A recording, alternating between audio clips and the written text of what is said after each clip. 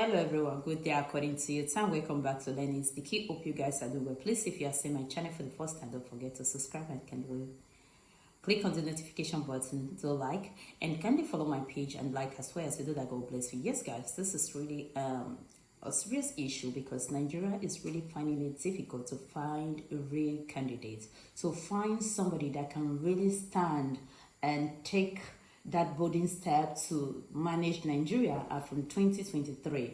We all were hoping that Peter Obi was one of those people that have all the necessary things that Nigeria needs to be a country that we are dreaming, that we are willing that Nigeria can be in future. But unfortunately, its opponents and some of the people that don't want him to be there, you have to listen to what they have to say concerning this issue. And it is really heartbreaking because if this is true, if he's not willing to invest, I'm just saying, if he's not willing to invest, so how are the people, how are the youth in Nigeria going to survive? Because the Nigeria youth, they need somebody who can manage Nigeria and manage them and give them the guarantee, because they need to work. You know, they have a lot of families to take care of. So guys, I will just drop this video for you so you can listen to it and also leave your comment, because it's really a tough time for all the Nigeria candidates for the 2023 election. See you in my next update. Have a nice day. Ciao. This early on Friday. How are you this morning? Good. Great. Good morning, Rufai. How are you? Good, Oji. Great. See you here. Perfect. Yeah. Well, good morning to you, viewers. Let's begin what's trending with reactions trailing comments made by the governor of Anambra State, Professor Charles Chukwuma Soludo, in which he said that investments in Anambra State being credited to the presidential candidate of the Labour Party, Peter Obi, are worth next to nothing. Soludo made the comment during a live interview where he was invited to discuss the state's budget of 258.9 billion naira. Well, when asked about Obi's investments, Soludo claimed that he was not aware of any investment made by his predecessors. Peter Obi served as Anambra State governor 3 times between 2006 and 2014 and is reported to have left over 26 billion naira in Anambra State coffers by the time he left office. Well, let's take some reactions. This is from Ahmed, who wrote, "This is the 3rd governor of Anambra State who has affirmed that Peter Obi's administration was a waste of time and total failure. Chris Ngige said Obi hates infrastructure. Obi himself had criticized government investment on infrastructure. The former governor, Obi also said the same thing." While Esteem wrote, "I'm told Soludo recently received over 268 million in oil derivation from a 4 billion naira investment Peter Obi had made in Orient Petroleum in 2012, one of many of his investment initiatives on behalf of Anambra State. Did he, Soludo, acknowledge that? No. Well, an old video where Peter Obi explained why he left so much money in Anambra State coffers has resurfaced online. He spoke in an interview with veteran journalist Kadaria Ahmed. Well, let's take a look before we come back for a discussion. Before I leave the Soludo comments and go to other things, just quickly, part of the criticism was that you left too much money in the coffers at a time when he believed that there was actually things you could do with that money. No, let me tell you. When people say I left too much money, that where I think things are critical for me, rather than go and spend the limited resources of the state, I try to look for federal government, development partners, assistance in other areas. What we did in terms of the money we left, if you're operating with the depleting assets, you must save for the future. And I'll give you an example. Somebody told me yesterday, said, the foreign currency component of your saving is about $170 million, which is like about 40 billion. Which state in Nigeria can say they have 40 billion? Well, Dr. Abati, this story has been trending over social media from that interview Professor Charles Chukwuma Soludo granted and talked about the fact that he was not aware of, any investment of his predecessors, and went on to talk about an investment that was, circulating on social media. I believe it was in relation to maybe Peter Obi's brewery, and that's the story online at this point, where, people talked about Peter Obi had invested or had, about $20 million in that brewery, and he said something about the brewery had, not made any money, or it's worthless at this point. Dr. Abati, over to you. Again, it's political season. Yes. People will make, all kinds of claims. They will defend themselves. It's in the nature of the season for us to have this kind of development. However, what I've seen about this is that people are saying that Mr. Peter Obi, the presidential candidate of the Labour Party, is from Anambra State. If anything, you will expect the governor of his home state to support him and not to say anything that will appear to demarcate him at a time when, emotions are rising high with regard to the political campaigns. The second thing to note about this particular matter is that Governor Soludo himself told his interviewer, on Channels TV, that, look, I'm here to discuss 2023 budget, not to talk about investments. But that these investments you are talking about, they amount to next to nothing. Now, in terms of the reactions, I note the reaction of Babatunde Gbadamosi, a Labour Party chieftain in Lagos State. He accused Governor Soludo, one, of demarketing his own kinsman. Two, he pointed out that after Peter Obi as governor, there was another governor, Governor Obiano, that the question that should be raised, even if he says and he can prove that the investments are next to nothing, what did Governor Willie Obiano do with those investments? Is it possible that it was under Willie Obiano that those investments were mismanaged?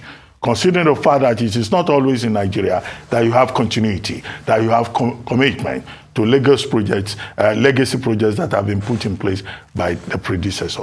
Babatunde Gbadamosi also brought an issue which has been out there subtextually. And he said that he thinks that Governor Professor Charles Soludo is attacking or attacked Peter Obi because he himself has a personal ambition that he wants to become president. So in all of these narratives, you'll find a lot, that is involved in terms of, being your kinsman, in terms of two, personal ambitions, in terms of three, is the target right? Because it's been since 2007 or so that Mr. Peter Obi left office. So why is he being attacked at this particular time? Now, the question to also raise is that with the downturn in the economic fortunes of Nigeria, the Naira has been misbehaving, the foreign exchange has gone bad, every investment really has issues, okay? So that will be another dimension from which to look at it. But nobody has queried the fact that Mr. Peter Obi, in leaving office, left a very healthy balance sheet in Anambra State, and that he invested a lot in education. It was under his watch that Anambra, went tops in school examinations in Nigeria. But Professor Soludo says, in terms of investment, he intends to invest in public infrastructure, in health, in education, because he quickly, pirouetted away from that question to talk about his own investments in infrastructure. But the controversy is understandable, considering that Mr. Peter Obi is one of the leading candidates in the process of the 2023 election at the presidential level. But it's not my duty, to serve as his spokesperson. I'm sure that he has the capacity and he has a team behind him that will respond robustly to Governor Soludo's claims. And we look forward to that robust response. I'm sure some people, Okupe and others are already putting the sentences together to put up a good response. Absolutely. But they have their right of reply. Yes. And it will be interesting to see what they have to say. Absolutely. Well said, Dr. Abati. Rufai. I mean, it's politics season, open season, you hear a lot. Right of reply, you hear a lot. But let's stick to the facts. What are the facts? The question is, did Peter Obi leave money when he was leaving, yes or no? He did leave. There's a letter to prove that. Shouldn't we celebrate people that leave money rather than in a country where people leave humongous debts? Because this same Governor Soludo that is speaking, when you look at it critically, he complained about the debt. We interviewed him here on Arise, where he was complaining about the debts that was left behind by Governor Obiano. The humongous debts, that there was virtually next to nothing left. So if somebody leaves behind, shouldn't we commend them? In a country where we are spending all of our revenue to service debts. The question is, did he make investments? Yes or no? What is the worth of those investments today? Did he achieve some milestones? The answers are out there. Dr. Bati, you said one about the education sector. Did he make those inroads as regards bettering the lot of the people in the states? Did he reduce insecurity? Those are the facts we should look at.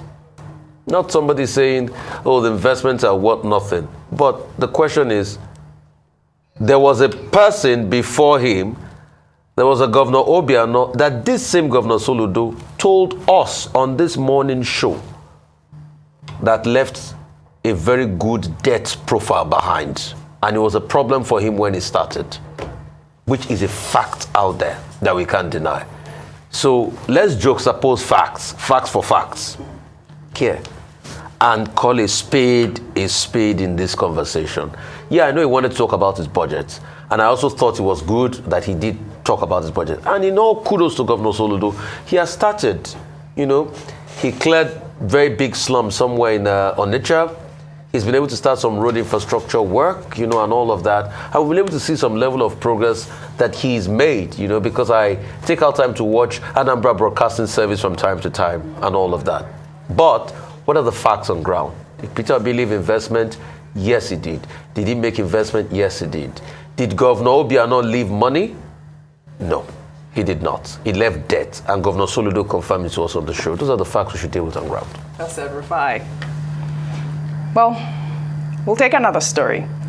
In the wake of recent crackdown of illegal oil pipelines in Nigeria's Niger Delta region, resulting to the decline of crude oil production, the country's main export, a crude oil transporter who has been in the business for 11 years, in a video that has now gone viral, narrated how he intercepted 2 trucks smuggling Nigeria's crude into Cameroon, stating that he did it to save Nigeria as Nigerians await the conviction of those responsible for vandalizing pipelines and the illegal export of crude. Let's take a look before we come back for a discussion.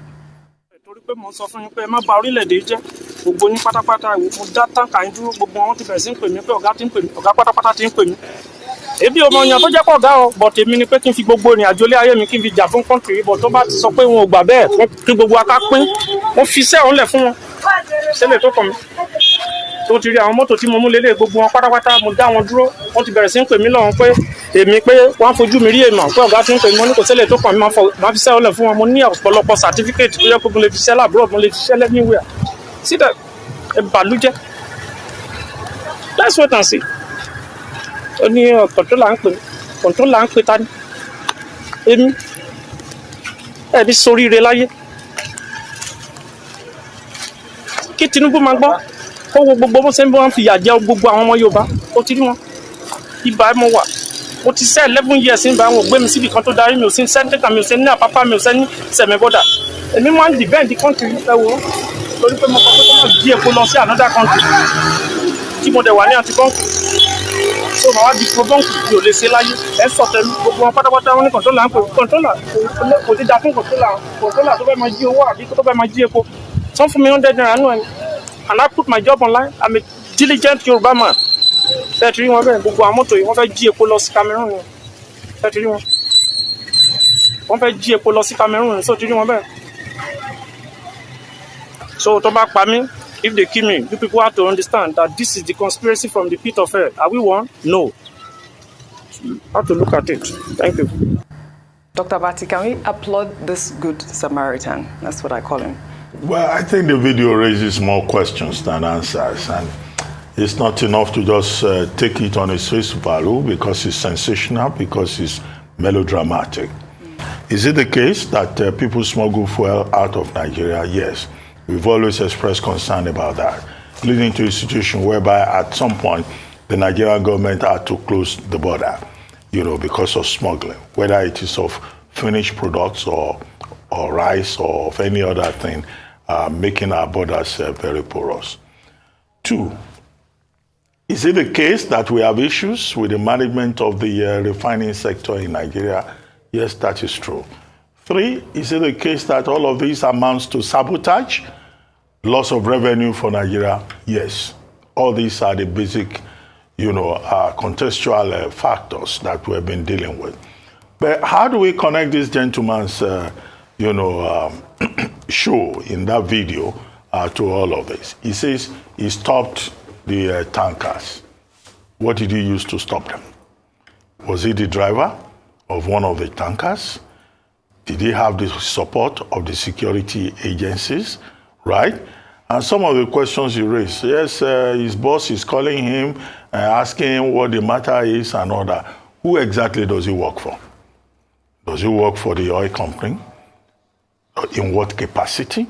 He says he has not been posted to Tinkan or Apapa or Semeboda, and he has not benefited 100 naira from all the money that is being made. Okay, what exactly is the issue?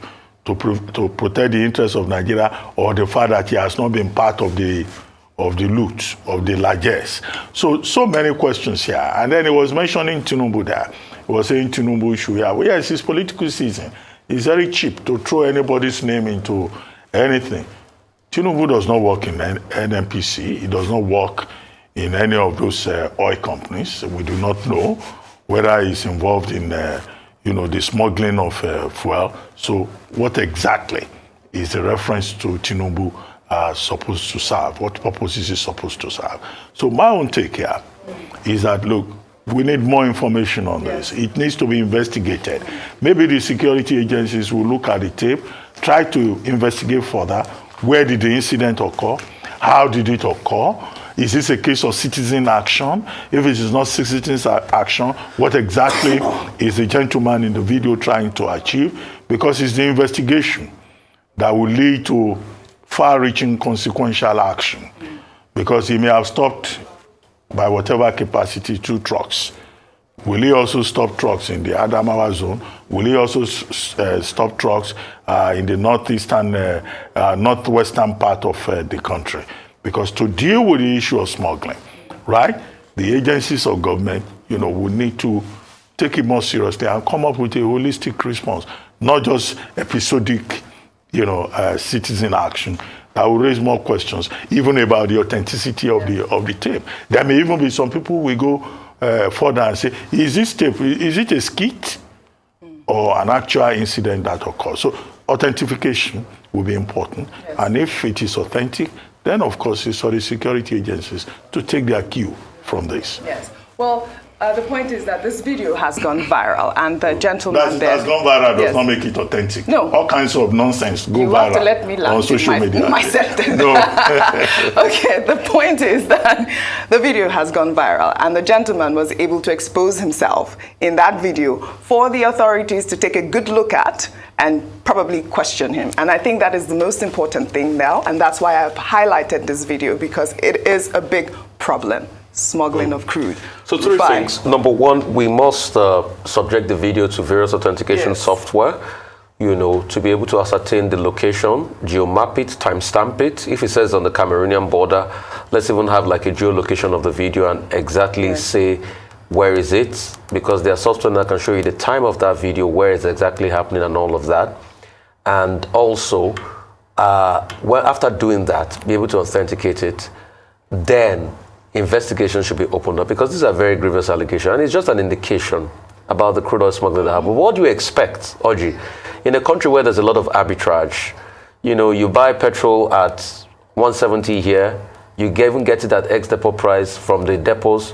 You just drive it into Cameroon, Niger, or Cote d'Ivoire, or Cotonou or something, and you send it for 500 or thereabouts. So you make like 300 cool money. You give people at the border posts XYZ amount of money and all of that. So he stopped that. In the video, he also talked about him being an anti-bunkering unit. So probably he's a custom official, being part of anti-bunkering unit. And you can see his own car in the middle of both cars, at which he has stopped them. But that's also subject to more verification. So that should be verified. He also made the very strong allegations that people high up have been calling him customs and all of that. I think the customs should come out and issue a statement as regards this. Let's even know who is calling, to be able to beg. And please, nobody must beg on behalf. This is theft. He's done well to be able to stop this. This is theft. Nobody must beg. What we should see is that people should be indicted for this. They should be taken to the court of law, and we should find a lasting solution to it. The part of the video I don't get is the political undertone that Tinubu is suffering. I think that's apart from this. Right.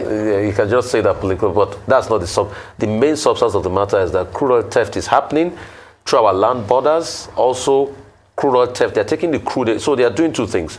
They are stealing crude, and they're also stealing our hard-earned petrol that we subsidize. That for about 5-6 trillion of our money is going on unsubsidized for. They're also stealing that. So it's multiple prong. And also, we would like the Tanker Drivers Association and IPMAN, other association of tanker owners, should also come out and comment on this, because there's no how the drivers will not be members of them or people they know. Well said, Rufai. We shall take our final story, highlighting another good Samaritan, this time in Cross River State.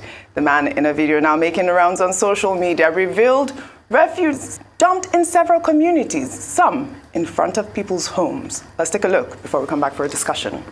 All right, so guys, Calabar must be clean again. We are still moving around the Calabar South Metropolis. This is White House by William George. This is Atu by Ebito. Bassi by St. Mary's Lane. Chamley by Ejeli. This is White House by Chamley. Ekwa Bassi. From Yellow to see if you are going to Kuta. Just before you get to the Success filling station. This is White House. New airport. Oh, this one they Calabar South. See, now funny enough, where this one take even first meal is, we say, this dirty day front of person compound. Mama. If I'm not talking now. This is a complete disgrace. We were only just talking about Governor Yade and celebrating his quantum infinitum. This is his state. I mean, this is appalling to see. Unacceptable, Rufai. And this is the irony of leadership. That's why, please, 2020 elections, vote for the right leaders. Calabar used to be known for cleanliness. That's what you said. Anytime they mention Calabar, at some point, some people touted it, but it's not empirical, so I don't like to state facts. People touted that as one of the cleanest cities in this country, only to see it becoming one of the dirtiest now that we're seeing. It's quite very sad. Indeed, it was a very clean city. I lived there. I went to school there. That's true. Great Malabite. Yes. But it's, quite an eyesore. Yes, it is. What that report says. Yes, anyway, thank you very much. Well, thank you both for your great analysis, and you both have a great weekend. Have a great weekend, Audrey. Well, that's all I have for you on What's Trending today. I'll see you tomorrow.